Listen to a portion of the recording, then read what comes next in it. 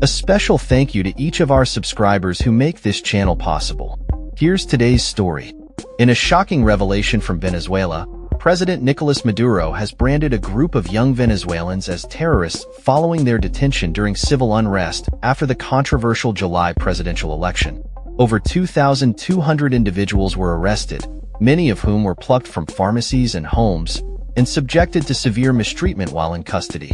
Reports indicate that these detainees endured beatings, food deprivation, and various forms of torture, leading to widespread health issues, including stomach infections and significant weight loss.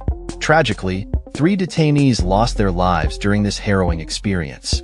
As the government slowly releases nearly 1,900 of these individuals, many are grappling with the reality of their situation.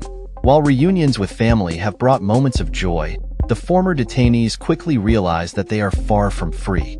A man who spent over 5 months in prison expressed the bittersweet nature of his release, stating, "You go home, see your loved ones and get drunk on happiness, but 24 to 48 hours later, reality hits you." The reality he refers to is the ongoing repression and the trauma that lingers long after leaving the prison walls. Many former detainees report suffering from insomnia, anxiety in crowds, and a deep-seated fear of law enforcement. Financially, they find themselves in a worse situation than before, with many unable to secure jobs due to the seizure of their identification documents during their arrests. The psychological scars run deep, as families are left to navigate the aftermath of the government's heavy-handed tactics. The mother of a former detainee poignantly remarked, "The intimidation to which we are being subjected, the psychological damage that they are causing us, is the worst thing that can be done to a population with a desire for freedom." This situation arose after the July election, where millions of Venezuelans expressed their desire for change. However, the electoral authorities, loyal to Maduro, declared him the winner within hours of the polls closing, without providing detailed vote counts. In stark contrast, the main opposition coalition collected evidence suggesting their candidate, Edmundo Gonzalez, won by a significant margin. The ensuing protests were met with brutal force from the government, leading to mass arrests and violence that claimed over 20 lives. This wave of repression marked a shift in the demographic of those protesting, with young, impoverished Venezuelans taking to the streets in unprecedented numbers.